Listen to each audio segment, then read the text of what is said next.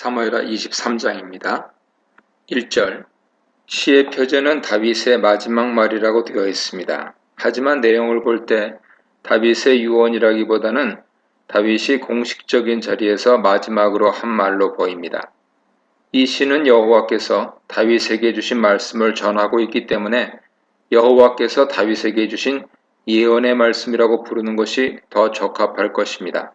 항상 예언자가 하나님 말씀을 전할 때 사용하는 전형적인 단어인 네움이 쓰였고요. 다윗의 시는 발람의 예언과 비슷하기 때문에 일부 학자들은 다윗을 선지자로 봐야 한다고까지 주장하는 경우도 있습니다. 1절에서는 저자인 다윗에 대해 자세히 소개하고 있는데 제일 먼저 높이 세워진 자라고 하는 것은 여호와께서 다윗을 선택하셨다는 의미죠. 둘째로 야곱의 하나님께 기름 부음 받은 자로 이스라엘의 하나님께서 자신을 왕으로 세우셨다고 소개합니다. 그리고 마지막으로 소개하는 것은 이스라엘의 노래 잘하는 자 혹은 이스라엘의 즐거운 노래하는 자로 이 특징은 다윗이 많은 시편을 통해 하나님을 찬양한 것과 잘 연결됩니다. 2절, 3절 상반절입니다. 다윗은 여호와께서 자신에게 말씀하셨다는 것을 네 가지 다른 표현을 통해서 반복해서 말하고 있습니다. 첫째, 여호와의 영이 나를 통해 말씀하신다고 표현합니다. 여기서 여호와의 영은 하나님 말씀을 전달하는 영으로 사무엘상 10장 10절에서 사울도 하나님의 영을 받고 예언하는 모습을 볼 수 있습니다. 그리고 선지자들은 여호와의 영을 받고 예언을 하게 됩니다. 하지만 여호와의 영은 예언뿐만 아니라 사무엘상 11장 6절에서는 전투력을 강화하는 역할을 하는데 사사기에서 사사들에게 임한 여호와의 영은 대부분 전투 능력과 연결되죠. 사무엘상 10장 13절에서 다윗이 받은 여호와의 영은 능력도 예언도 아닌 여호와의 임재를 상징하며 이 여호와의 영은 사울의 악령을 물리치는 역할도 했습니다. 이렇게 여호와의 영은 본문 상황에 따라 하는 역할이 다르다는 것을 알 수 있죠. 둘째, 그 말씀이 내 혀에 있다고 표현하는데 이것은 하나님께서 직접 자신의 입에 말씀을 주셨다는 것으로 자신의 말씀이 권위가 있음을 표현하는 것입니다. 셋째, 이스라엘의 하나님이 말씀하셨다고 합니다. 이것은 가장 일반적인 표현으로 여호와는 이스라엘의 하나님이라고 고백하고 있는 것이죠. 넷째, 이스라엘의 반석이라고 표현합니다. 이것은 여호와께서 이스라엘을 지키시는 보호자라는 의미죠.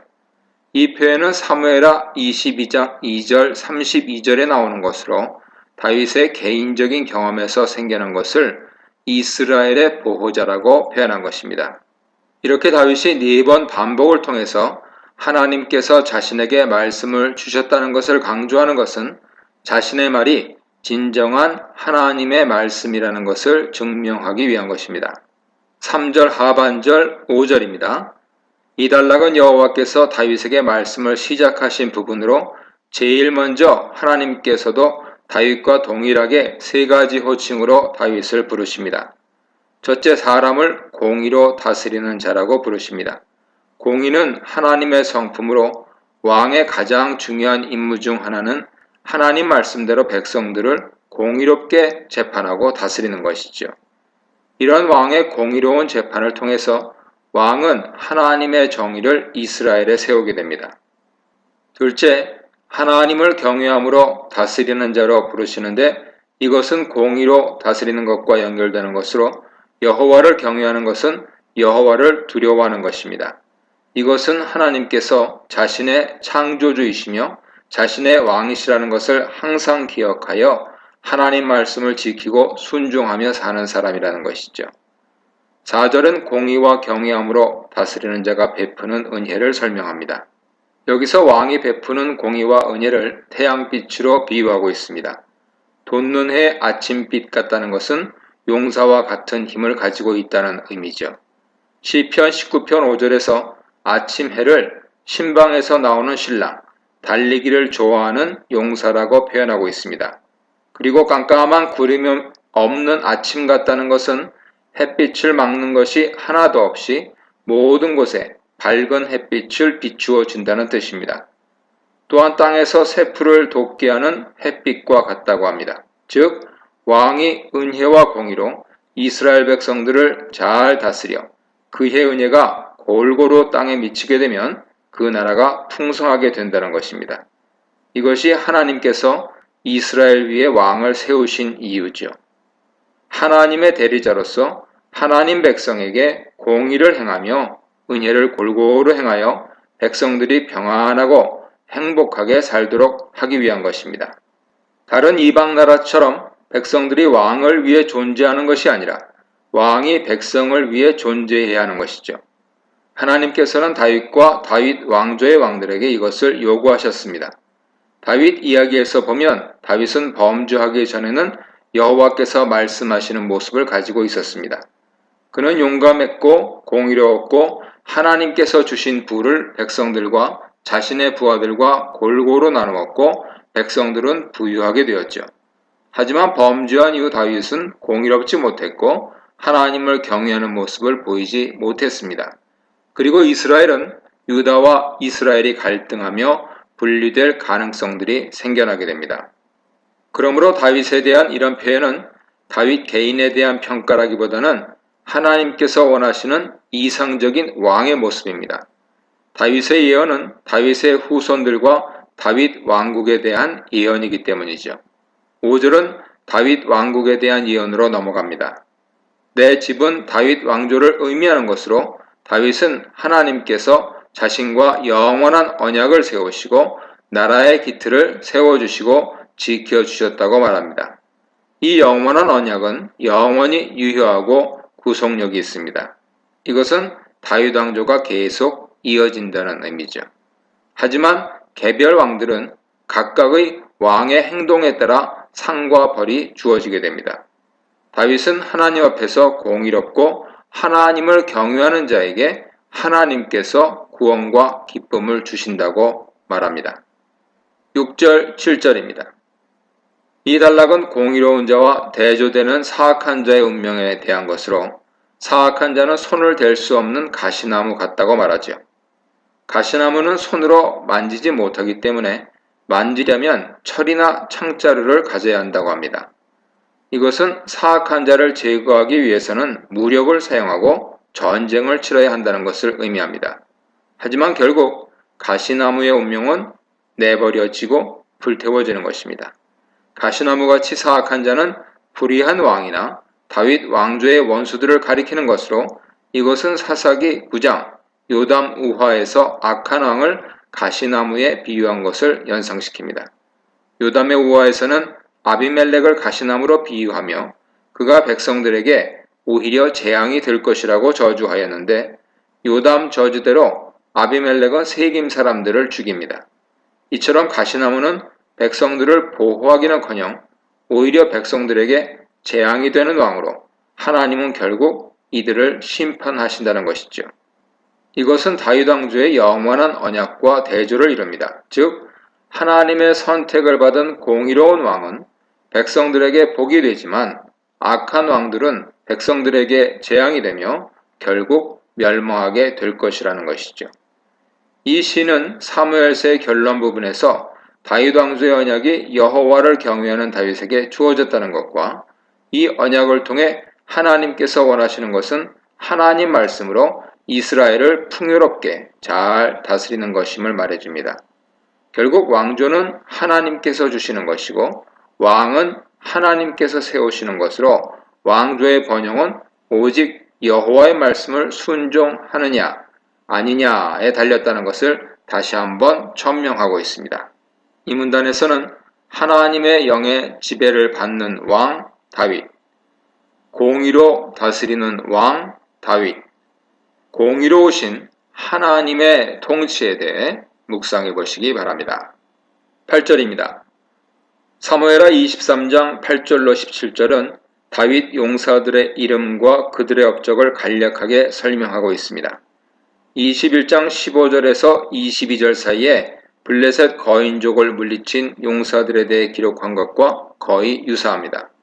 8절 12절은 3명의 지휘관에 대한 소개를 하고 있는데 이들은 다윗 군대 최고 사령부라고 할 수 있습니다.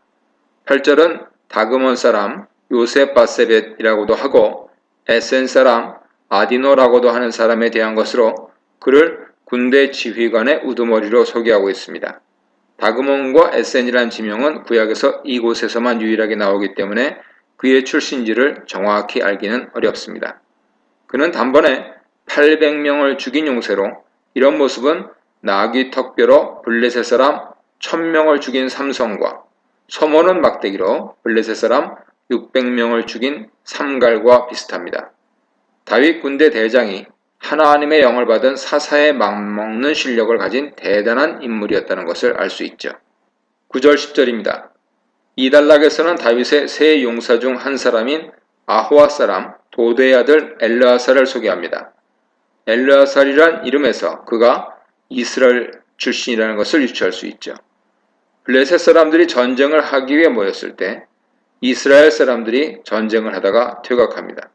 히브리어 본문에서는 올라갔다고 표현하고 있는데 블레셋은 서쪽 해안에 자리 잡고 있고 이스라엘과 유다는 동쪽 산지에 자리 잡고 있기 때문에 일반적으로 블레셋 전쟁을 하기 위해서는 산지에서 내려가야 합니다.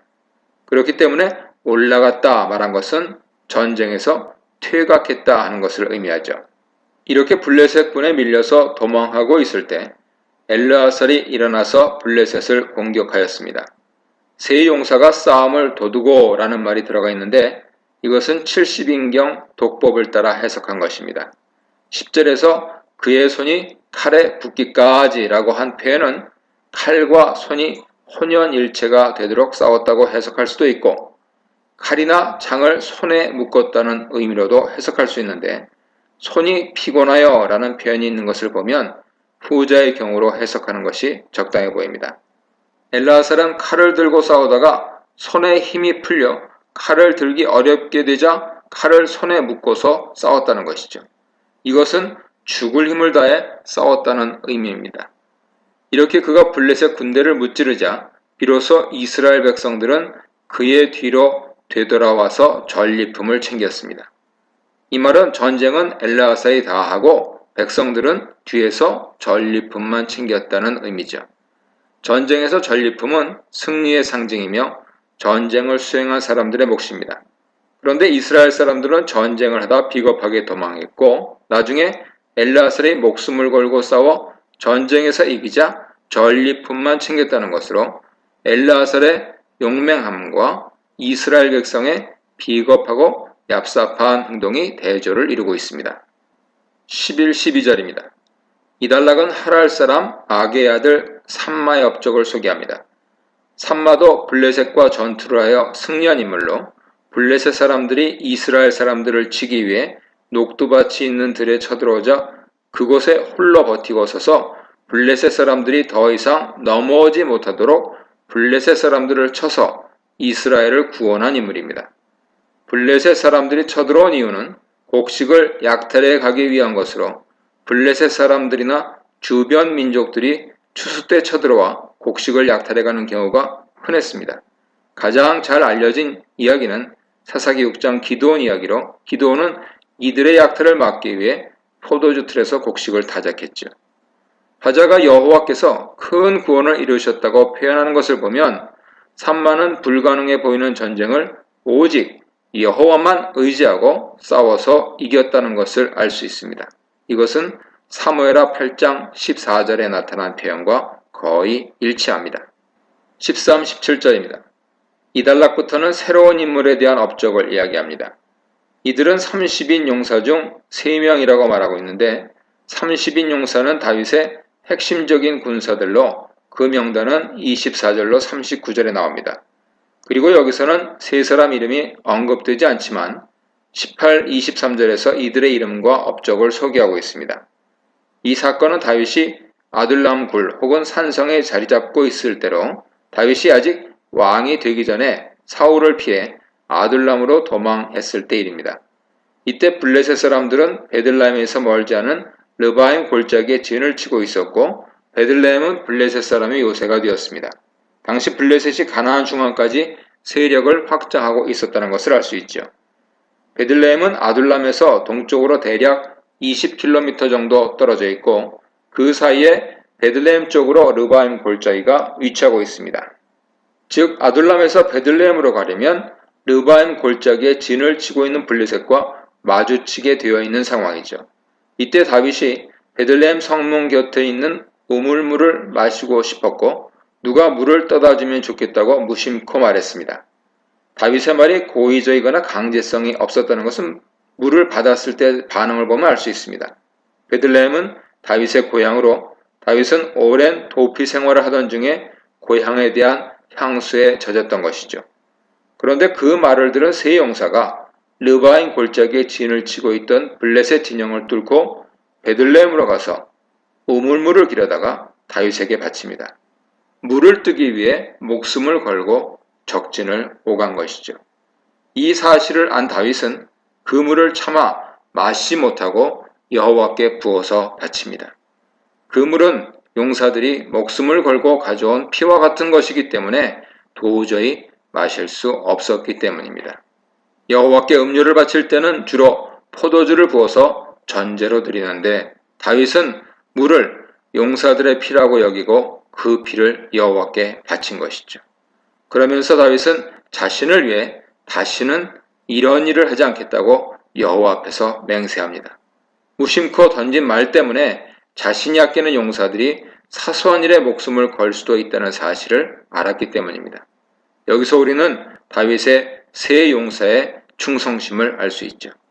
이들은 자신의 주군에 대한 충성심이 깊기에 다윗의 마음을 잠시라도 기쁘게 해드리고 싶은 마음에 목숨을 걸고 물을 길어온 것입니다.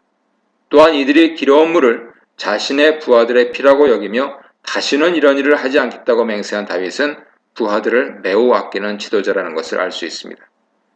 지도자인 자신의 말 한마디 한마디가 얼마나 중요한지를 깨닫는 계기가 되었을 것입니다. 지도자의 가벼운 말 한마디가 누군가에게는 목숨을 걸어야 하는 일이 될 수도 있기 때문입니다. 이런 다윗의 모습은 지위가 높을수록 잘 기억하고 본받아야 할 모습일 것입니다.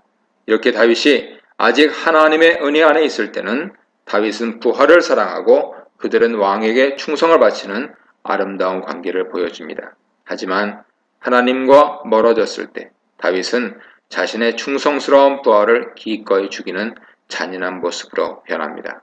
이렇게 다윗의 은혜로운 모습과 악한 모습을 사무엘서는 우리에게 다 보여주고 있으며 이런 다윗의 모습을 통해 현재 우리는 다윗의 어떤 모습을 더 닮아 있는지를 비교하며 우리의 영적, 도덕적 상태를 점검할 수 있을 것입니다.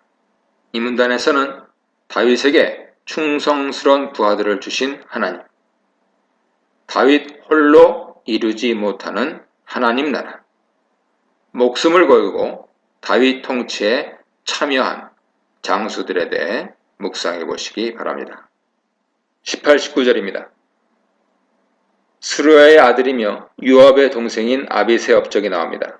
그는 21장 17절에서 다윗을 도와 블레셋 사람들을 죽인 용사로 언급되었는데 여기서는 좀 더 용맹한 인물로 소개됩니다. 그는 13절에서 언급된 3명의 용사 중 우두머리로 창으로 300명을 죽이는 놀라운 전투 능력을 보여줍니다. 그렇기 때문에 두 번째 세 영웅의 이름을 올리게 되었고 그들 중에서는 가장 뛰어난 인물이죠. 하지만 첫 번째 세 영웅에는 미치지 못했는데 첫 번째 영웅들은 혼자서 800명을 죽이거나 다진 전쟁을 역전시키거나 혼자 들에서 블레셋 군대를 상대하는 놀라운 능력을 보여주었기 때문입니다.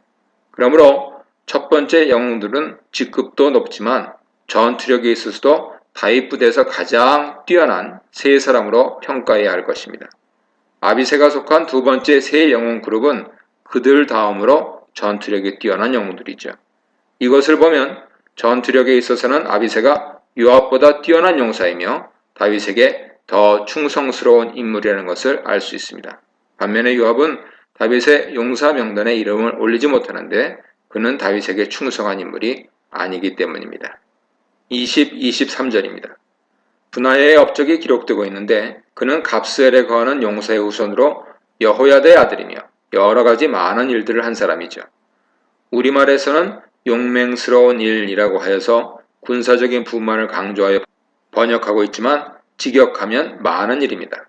이것은 그의 군사적인 능력뿐만 아니라 다양한 능력들을 포함하죠. 다양한 일을 했다고 번역하는 것이 정당한 이유는 다른 용사들은 전쟁 이야기만 언급하고 있는 반면 브나야는 사자를 사냥한 일도 공적으로 언급되고 있기 때문입니다. 브나야의 업적은 크게 세 가지입니다. 첫째, 뛰어난 모압 용사 둘을 죽인 것이죠. 아마도 1대1 대결을 통해서 모압에서 아주 유명한 용사를 죽인 것으로 보입니다. 둘째, 눈 오는 날 사자를 죽인 것으로 눈 오는 날은 산이 미끄럽고 움직이기 힘든데 이런 악천 후에도 사자 사냥에 나섰고 사자를 몰아 구덩이에 빠뜨린 뒤에 사자를 직접 죽인 것입니다. 아무리 구덩이에 빠지고 그물에 걸려있다고 하더라도 구덩이에 들어가 화가 나서 으르렁거리며 몸부림치는 사자를 죽이는 것은 어려운 일이죠. 그렇기 때문에 브나야의 업적이 기록된 것입니다. 이런 모습은 사자를 염소 새끼 찢듯이 찢은 삼손의 힘과 비교됩니다. 첫 번째 세 용사 중 한 명은 홀로 800명을 죽임으로 삼손과 비슷한 괴력을 보여주었지만 두 번째 세 용사는 삼손의 힘에 훨씬 못 미친 것입니다. 그리고 브나야의 세 번째 업적은 용모와 풍채가 매우 좋은 애굽 사람을 죽인 것입니다. 이 업적은 1대1 결투에서 이른 성과로 보입니다. 뛰어난 풍채를 가졌다는 것은 골리앗같이 큰 덩치를 가진 것을 의미하죠. 애굽인은 골리앗처럼 제대로 무기를 갖춘 반면 브나야는 막대기를 들고 나갑니다. 이런 모습은 완전 군장을 한 거인 골리앗 앞에 막대기와 물매만을 들고 나간 다윗의 모습을 연상시킵니다. 그리고 브나야도 오히려 애굽인의 창을 빼앗아 그 창으로 애굽인을 죽입니다. 이런 연상은 물매만을 들고 나간 다윗을 도우셨던 이스라엘의 하나님께서 브나야와도 함께 하셨다는 것을 암시하죠. 화자는 브나야가 이러한 세 가지 놀라운 업적을 이루었기에 세 용사의 명단에 이름을 올릴 수 있었다고 평가합니다. 23절에서 용사들의 등급을 정하는데 가장 뛰어난 용사는 첫 번째 언급된 영웅들이고 그 다음이 두 번째로 언급된 용사들이고 그 다음이 30명 용사들입니다. 이렇게 다윗에게는 많은 영웅들이 있었고 다윗은 이들과 함께 전쟁을 하고 적들을 물리쳐 이스라엘을 구원하고 평화를 가져왔습니다. 하나님께서는 이스라엘 왕으로 세우신 다윗에게도 많은 능력과 힘을 주셨지만 그를 돕는 많은 용사들과 함께 그 일들을 감당하게 하셨습니다. 다윗의 옆에 이렇게 훌륭한 용사들이 많이 있었다는 것은 하나님의 은혜죠. 하나님의 은혜 안에 있는 사람에게는 늘 도움의 손길이 있으며 함께할 동료들을 보내주십니다. 하나님 나라의 일은 혼자서가 아니라 같이 해가는 것이며 같이 해나갈 때 그 안에 사랑과 은혜가 더욱 넘치게 됩니다. 24, 39절입니다. 이 단락은 다윗의 30인 용사의 이름이 기록되어 있습니다. 24, 29절에 언급된 사람들은 대부분 다윗 고향인 베들레헴 근처 사람들로 다윗을 지지하던 유다 지파 사람들과 베냐민 사람들이 먼저 언급되고 있습니다. 첫 번째는 요압의 아우 아사엘이죠. 아사엘은 어린 나이에 죽은 요압의 아우로 발이 빠른 것이 장점이었지만 그것을 믿고 백전노장인 아브넬을 죽이겠다고 뒤쫓다가 아브넬에게 죽임당했습니다. 결국 이 사건으로 요압은 아브넬을 죽였고 하마터면 유다와 이스라엘 통일왕국을 세우는 것이 물거품이 될 뻔했습니다. 그 다음은 베들레헴 도도의 아들 엘하난인데 그는 골리앗의 아우 라허미를 죽인 인물입니다. 발디 사람 헬레스는 갈렙 부족으로 추측하는데 발디라는 지명은 유다 최남단에 있는 벨렛을 가리키는 것으로 보이기 때문입니다. 사뭇과 엘리가는 하롯 사람인데 하롯도 베들레헴 근처의 한 장소로 여겨집니다. 26절 드고아는 베들레헴에서 북쪽 멀지 않은 곳에 위치하고 있으며 드고아의 지혜로운 여인이 이곳 출신이죠. 27절 아나돗은 예레미야 고향으로 예루살렘에서 북동쪽으로 약 5km 지점에 위치합니다. 28절 느더바도 베들레헴 인근 지역이죠. 30, 39절은 이스라엘 전역에서 온 사람들과 이방인 명단으로 이 명단은 다윗이 유다뿐 아니라 통일왕국 왕으로서 이스라엘 사람의 지지, 심지어 외국인의 지지도 받았다는 것을 보여줍니다. 비라도는 에브라임 지역이고 32절 사알로는 북쪽으로 이주하기 전 단지파 지역입니다. 34절에서 엘리암은 길롯 사람 아히도벨의 아들인데 아히도벨은 다윗의 모사로 있다가 압살롬 반란 때 다윗에게 반역한 인물이며 밧세바의 할아버지죠. 그런데 그의 아들은 다윗에게 충성을 바쳐 다윗의 용사로 이름을 올리고 있습니다. 아마도 다윗은 아내인 밧세바와 그녀의 아버지인 엘리암에게 연좌를 적용하지 않고 포용한 것으로 보입니다. 다윗은 반란 뒤에 유다 사람들에 대해서도 화친 정책을 폈습니다. 35절 갈멜은 북이스라엘의 갈멜인지 헤브론 남쪽 갈멜인지 분명하지 않습니다. 39절에서는 다윗의 마지막 용사로 햇사람 우리아가 언급됩니다. 그는 다윗에게 매우 충성스러운 인물이었지만 다윗에게 아내와 목숨을 빼앗긴 비극의 주인공이죠. 우리아의 이름이 다윗 용사 명단에 있는 것은 다윗의 범죄를 떠올리게 합니다. 우리아의 이름을 보는 순간 우리는 다윗이 밧세바와 간통한 사건과 그 죄를 덮기 위해 우리아를 죽인 사건을 기억하게 합니다. 이것을 보면 사무엘서는 결코 다윗의 죄를 덮으려고 하지 않았다는 것을 알 수 있습니다. 허물은 허물대로 보여주고 잘한 것은 잘한 대로 보여주면서 우리에게 어떤 모습으로 살 것인지 묻고 있습니다. 다윗이 우리아를 용사 명단에 넣은 것은 우리아에 대한 사죄이며 그의 명예를 높이기 위한 것일 것입니다. 비록 자신의 죄로 죽임당했지만 우리아는 다윗 왕국과 하나님 나라에 충직한 용사였던 것이죠. 용사 명단 맨 앞에 아사엘과 마지막인 우리아는 모두 사무엘서 이야기에 등장하며 죽임당한 인물들입니다.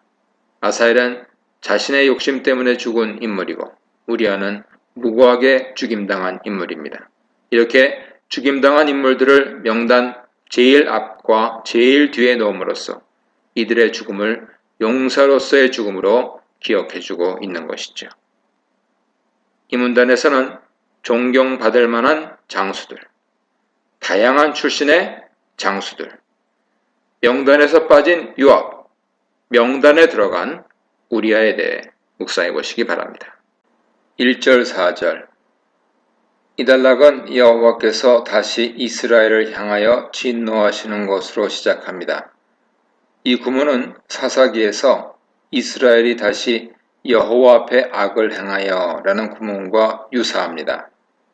반복적인 행위를 표현하는 것으로 여호와께서 여러 번 이스라엘에게 진노하셨다는 것을 뜻하죠. 그러나 사무엘서 이야기에서는 여호와께서 사울이나 다윗에게 진노하신 이야기는 등장하지만 이스라엘에게 진노하신 경우는 사무엘상 12장 사무엘 고별 설교에서 이스라엘이 왕을 구한 것에 대해 진노하시고 비와 우레를 보내신 일 이외에는 등장하지 않습니다. 아마도 다윗 시대에도 사사 때처럼 반복적인 이스라엘 범죄가 있었고 그때마다 여호와께서 이스라엘에게 진노하시고 벌을 내리신 일들이 있었던 것으로 보입니다. 여호와께서는 이스라엘의 범죄를 벌하시기 위해 다윗이 인구조사를 하도록 부추기셨습니다. 이것은 다윗 마음에 원래 품고 있던 것을 행동으로 옮기도록 부추기는 것이지 순수한 마음에 악을 집어넣으신 것이 아닙니다. 다윗의 마음을 부추기는 모습은 사사기 8장 23절에서 아비멜렉과 세겜 사람들을 심판하시기 위해서 악한 영을 보내어 서로 싸우도록 하신 모습과 비슷한 맥락에서 해석할 수 있습니다. 즉 다윗과 이스라엘 백성이 모두 여호와께 범죄하였고 심판 맥락에서 이스라엘을 심판하는 도구로 다윗을 쓰신 것이죠. 다윗은 요압을 불러 이스라엘과 유다에 대해 인구조사를 하라고 명령합니다. 인구조사를 하는 이유는 두 가지입니다. 첫째, 군사를 징집하기 위한 것이고 둘째, 백성들에게 세금을 걷기 위해서죠. 이런 행위는 여호와 보시기에 좋지 않은 것으로 세금을 많이 걷는 것은 왕이 은금을 많이 쌓기 위한 것이고 군사를 징집하는 것은 여호와를 의지하는 것이 아니라 군사 숫자에 의지하여 전쟁을 하려는 것이기 때문입니다. 사사기 7장 2절에서 하나님께서 많은 수의 군인이 필요 없다고 하시면서 그 이유를 이스라엘 백성들이 내 손이 나를 구원하였다고 말할 염려가 있기 때문이라고 하셨습니다. 그러므로 많은 수의 군인을 징집하는 것은 여호와께서 원하시는 전쟁 방식이 아니지요. 이런 다윗 명령에 요압이 부정적인 견해를 내놓습니다. 이 백성이 얼마든지 왕의 하나님 여호와께서 100배나 더하게 하사 내 주 왕의 눈으로 보게 하시길 원한다고 기원합니다. 여기서 100배는 과장법으로 많은 인구 주시기를 기원한 것이죠. 그러면서 왕은 어찌하여 인구조사하는 것을 기뻐하냐고 묻습니다. 이것은 수사 질문을 통해서 인구조사를 하지 않는 것이 좋겠다고 간접 설득하는 것으로 요압은 다윗의 인구조사 명령에 대해 부정적인 태도를 보입니다. 그는 여호와께서 100배 인구 주시길 원한다고 기원하고 있는데 여호와의 능력이 있으면 사람의 많고 적음이 문제되지 않는다는 생각이 밑바탕에 깔려있는 말입니다. 여기서 요압은 다윗보다 더 신앙적인 모습으로 나오죠. 이것은 그다지 신앙적이지 않은 요압이 보아도 다윗 행동은 여호와 앞에서 옳지 않은 행동이라는 것을 나타냅니다. 하지만 인구조사에 대한 다윗 주장은 완강했고 결국 요압과 사령관들은 다윗의 명령을 시행하게 됩니다. 5절 9절입니다. 다윗의 강한 주장으로 인구조사를 시행한 요압과 군대 장관들의 여정은 먼저 요단 동편 지역에서 시작해서 아르논을 따라 나라의 동남쪽 끝 아로엘로 갔다가 그 다음에 북쪽 제일 끝인 단으로 갔습니다. 그곳에서 북서쪽을 향해 시돈의 페니키아 해안에 이르고 그 다음에 남쪽으로 이동하여 나라의 주요 부분들을 통과하여 두로와 히위 사람들과 가나안 사람들이 사는 지역에 이르렀고 마지막으로 남쪽 끝인 부엘세바로 갔습니다. 이렇게 다윗이 당시에 다스리고 있던 지역을 전부 조사한 결과 이스라엘 사람이 80만 명이고 유다 사람이 50만 명이었습니다. 이스라엘과 유다가 별도로 기록된 것은 각기 독립된 행정조직, 군사조직을 가지고 있었기 때문으로 추측됩니다. 14절입니다. 이렇게 반대를 무릅쓰고 인구조사를 마친 후에 다윗은 이 일이 마음에 걸렸습니다. 마음에 걸렸다는 표현은 사울의 옷자락을 벤 것이 마음에 걸렸다 하는 것을 생각나게 하죠. 이때 다윗은 자신이 사울을 죽이려는 마음을 먹은 것에 대해 죄책감을 느꼈습니다. 마찬가지로 여기서도 다윗은 인구조사를 한 것이 하나님을 신뢰하기보다는 군사력을 의지하려고 한 잘못된 행동이라는 것을 깨닫고 죄책감을 느낀 것이죠. 그리고 죄라는 것을 깨닫자 바로 하나님께 죄를 고백하고 죄를 사해달라고 요청하며 자기가 어리석었음을 고백합니다. 이것이 밧세바와 간통하기 이전인지 이후인지 알 수 없지만 밧세바 때는 나단의 지적을 받고서야 비로소 죄를 지었다는 것을 시인하고 용서를 구했는데 이때는 스스로 잘못을 바로 깨닫고 하나님께 용서를 구한 것을 보면 아직은 영적으로 하나님과 동행하며 자신의 행동이 하나님 보시기에 옳은지 그른지 분별하고 있는 모습을 보입니다. 이렇게 다윗이 회개하는 모습에 하나님께서는 갓선지자를 다윗에게 보내셔서 회개에 합당한 벌 3가지를 제시하시고 이 중 하나를 선택할 수 있게 하십니다. 회개를 하였음에도 불구하고 벌을 받는 모습은 밧세바 사건에서도 동일하지요. 하나님은 다윗의 잘못을 용서하셔서 다윗을 버리지 않으시고 계속 그를 하나님 자녀로 이스라엘 왕으로 두셨습니다. 하지만 그에 합당한 벌은 감당하게 하십니다. 3가지 벌은 첫째는 이스라엘 땅에 7년 동안 기근이 오는 것이고 둘째는 석 달 동안 왕위에서 쫓겨나는 것이고 셋째는 3일 동안 이스라엘에 전염병이 도는 것입니다. 뒤로 갈수록 날수가 줄어드는 것은 재앙 강도가 점점 약해지는 것으로 느낄 수 있죠.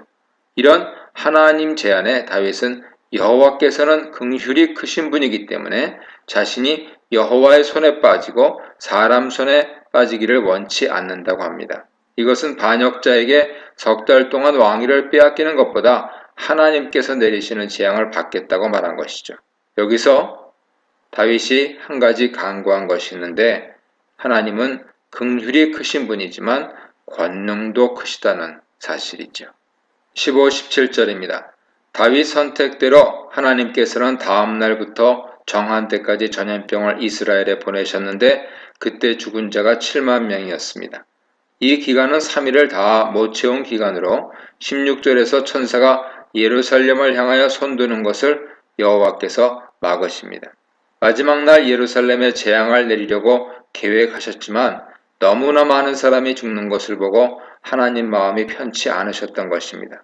16절에서 뉘우치다로 번역된 단어는 후회하다, 유감스럽게 생각하다 라는 뜻으로 하나님은 많은 백성의 죽음이 애석하시고 속상하신 것이죠.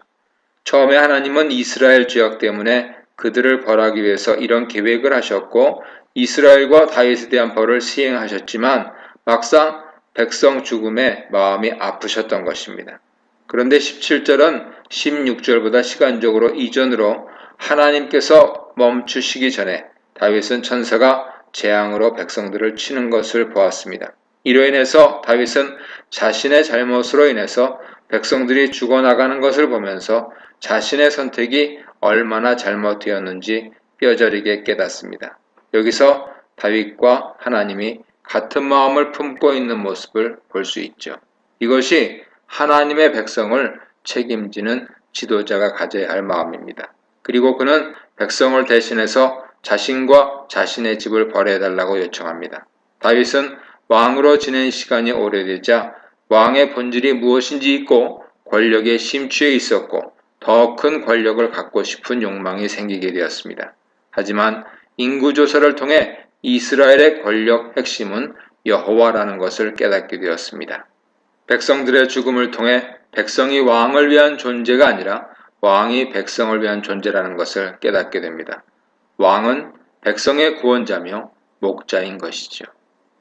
이 문단에서는 다윗의 오만한 인구조사, 인구조사에 대한 다윗의 회개, 다윗의 인구조사를 통한 하나님의 심판에 대해 묵상해 보시기 바랍니다.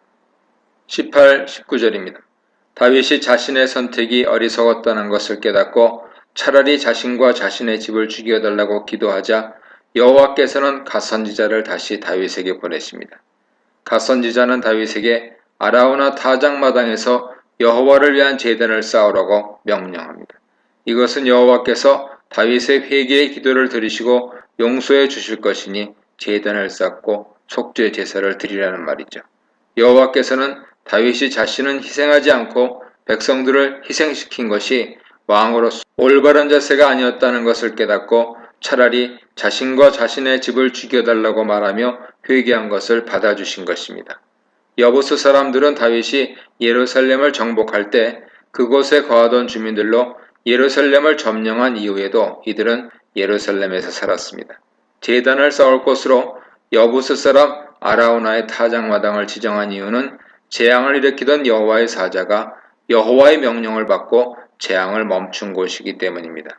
즉 여호와께서 너무 많은 사람들이 죽은 것에 가슴 아파하시며 용서와 자비를 베푸신 곳이며 인간 입장에서는 하나님의 은혜를 경험한 곳입니다. 그렇기 때문에 제단을 쌓아 제사를 드림으로 하나님께 용서를 빌고 은혜를 받기에 가장 적당한 장소인 것이죠. 이런 하나님 명령에 다윗은 갓의 말을 따라 아라우나 타작마당으로 올라갑니다. 여기서 말대로라는 표현을 사용한 것은 다윗이 하나님의 명령을 충실하게 따르고 있다는 사실을 강조하기 위한 것이죠. 20, 23절입니다. 자신의 집에 있던 아라우나는 창문으로 내다보고 있다가 다윗과 그의 부하들이 자신의 집으로 오는 것을 보게 됩니다. 그는 밖으로 나가 얼굴을 땅에 대고 왕에게 절합니다. 여부스 사람인 그는 다윗을 왕으로 인정하며 철저히 복종하는 모습을 보여줍니다. 그리고 다윗을 내 주 왕이라 부르고 자신을 종이라고 칭하면서 정중하게 왜 자신에게 왔는지 묻습니다. 왕이 자신의 부하를 이끌고 한 개인을 방문하는 것은 일상적인 일이 아니기 때문에 아라우나는 혹시 자신에게 위해를 가하기 위한 것은 아닐까 생각하고 긴장한 것이죠. 즉 아라우나의 철저한 복종 모습은 혹시라도 왕과 왕의 군사들이 해를 가할지도 모른다는 두려움에서 나온 행동으로 아비가일이 사무엘상 25장에서 다윗을 만났을 때와 비슷한 행동을 보여준 것입니다. 이에 대해 다윗은 아라우나에게서 타작마당을 사서 여호와의 제단을 쌓고 백성들에게 내리는 재앙을 그치게 하려고 한다고 말합니다. 16절에서 하나님은 다윗이 회개하고 제단을 쌓기 전에 이미 재앙을 멈추셨습니다. 오직 백성들을 불쌍히 여기는 마음에 하나님께서 은혜를 베푸신 것이죠. 하지만 이런 하나님의 심정을 모르는 다윗은 제사를 드리면 재앙이 멈출 것이라고 생각한 것입니다. 하지만 많은 경우에서 지금 장면처럼 하나님은 우리가 모르는 사이에 미리 우리에게 은혜를 베푸시고 이것을 나중에 알게 하시는 경우가 많습니다. 하나님께 겸손히 나아갈수록 우리는 하나님께서 우리를 위해 이미 베풀어 주신 은혜를 깨닫게 됩니다. 하지만 이 사실을 모르는 다윗은 최선을 다해 여호와 명령을 수행하기 위해 노력합니다. 그는 제단을 쌓기 위해 먼저 아라우나 타작마당을 사려고 합니다. 제단은 한번 쌓으면 계속해서 그곳에 있으면서 여호와 성호를 기념하는 장소가 되기 때문에 다윗은 그곳을 빌리는 것이 아니라 아예 사서 여호와께 바치려고 한 것이죠. 이런 다윗 제안에 아라우나는 다윗이 원하는 대로 취하여 제사를 드리라고 하면서 번제를 드릴 소와 뗄 나무를 제공하겠다고 먼저 제안합니다. 이것은 땅과 소와 뗄 나무 모두를 제공하겠다고 말하는 것이죠. 이 말은 다윗에게 땅을 거저 주겠다는 말이 아닙니다. 이것은 고대 사회에서 땅을 사고 팔거나 협상할 때 하는 화법입니다. 창세기 23장에서 아브라함이 사라를 장사 지내기 위해 해족속에게서 막벨라고를 사려고 할 때도 처음에는 그냥 쓰라고 말합니다. 이것은 땅을 팔지 않겠다는 완곡한 표현으로 협상을 하기 위해 먼저 거절 의사를 표현한 것입니다. 이에 대해 아브라함은 몸을 굽히고 정중하게 땅을 팔아달라고 요청했고 마침내 그들에게 400세기를 주고 막벨라고를 살 수 있었습니다. 그러므로 아라우나가 땅을 편히 쓰라는 말은 거저 주겠다는 말이 아니라 협상을 위한 표현이죠. 그리고 나서 아라우나는 여호와께서 다윗을 기뻐하시기를 원한다고 기원하며 여호와의 복을 빌어줍니다. 이것은 왕의 호의를 얻기 위한 일반적인 인사로 왕께서 소원하는 것을 하나님께서 들어주시길 원한다는 의미입니다. 아라우나는 최대한 다윗의 호의를 얻은 상태에서 협상하기를 원한 것이죠. 사실 다윗은 왕이고 부하들을 데리고 왔으므로 힘으로 빼앗으려 한다면 얼마든지 빼앗을 수 있는 상황이기 때문에 아라우나는 최대한 다윗의 호의를 얻어 땅을 일방적으로 빼앗기지 않기 위해 애쓴 것입니다. 24-25절입니다. 아라우나의 걱정과 달리 다윗은 거저 쓰라는 말에 절대 그럴 수 없다며 반드시 값을 주고 사겠다고 선언합니다. 그러면서 값없이 즉 공짜로는 여호와께 번제를 드리지 않겠다고 말합니다. 이 말은 1차적으로는 아라우나 타작마당을 반드시 사겠다는 의미지만 2차적으로는 여호와께 드리는 제사는 자신이 큰 희생을 치르면서 드려야 한다는 의미죠. 제사는 죄를 지은 사람이 소나 양이나 염소나 비둘기를 가져와 여호와께 바치는 것입니다. 내가 죄를 지은 것에 대한 대가로 소값이나 염소값이나 비둘기값 등 제물의 값을 치러야 하는 것이죠. 그러므로 제사를 드리는 사람은 자신이 값을 치러서 드려야 하는 것이지 남이 대신 드리거나 공짜로 드리면 안 됩니다.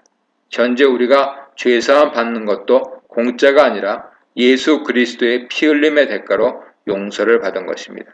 그러므로 신약시대 제사의 대가는 구약시대 제사의 대가보다 비교할 수 없을 만큼 값비싼 대가를 치른 것이죠. 그런데 우리는 예수 그리스도의 피 흘림을 우리 눈으로 보지 못하였기 때문에 마치 아무 대가 없이 죄사함을 받은 것으로 생각하여 죄와 용서와 회개에 대해 가볍게 생각하는 경향이 있습니다. 이렇게 다윗은 자신의 죄값을 감당하고 계속해서 여호와 이름을 기념하는 곳으로 만들기 위해 은 50세겔을 주고 타작마당과 소를 삽니다. 그리고 그곳에서 여호와 말씀대로 제단을 쌓고 번제와 화목제를 여호와께 드립니다. 번제와 화목제는 속죄를 하는 기본적인 제사로 번제는 모두 태워서 바치는 제사이고 화목제는 지방과 내장은 여호와께 태워드리고 가슴살과 뒷다리살은 제사장을 주고 나머지는 제사에 참여한 사람들이 나누어 먹는 제사로 감사와 교제를 나누는 제사입니다.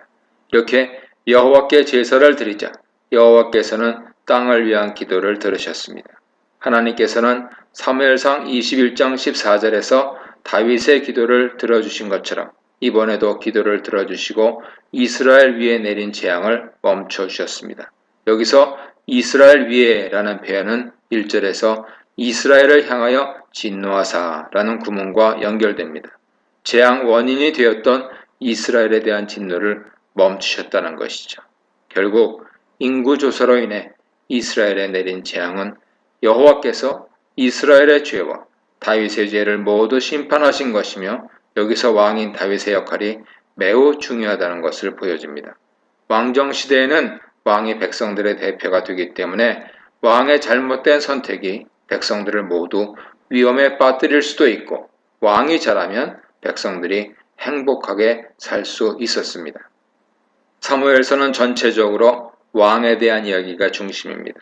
왕을 세워달라는 요구와 이 요구를 실행한 사무엘과 첫 번째 왕 사울과 두 번째 왕 다윗 이야기입니다. 그러나 이런 왕에 대한 이야기의 결론은 결국 이스라엘 왕들은 여호와의 대리자일 뿐이며 이스라엘의 진정한 왕은 여호와 한 분뿐이라는 사실을 드러냅니다. 그리고 왕은 여호와 명령에 복종하며 하나님 백성을 잘 인도해야 하는 책임이 있는 것이죠. 이 문단에서는 회개를 듣고 회복의 길을 열어주신 하나님, 회복의 길에 순종하는 다윗, 회개의 순종을 받으신 하나님에 대해 묵상해 보시기 바랍니다.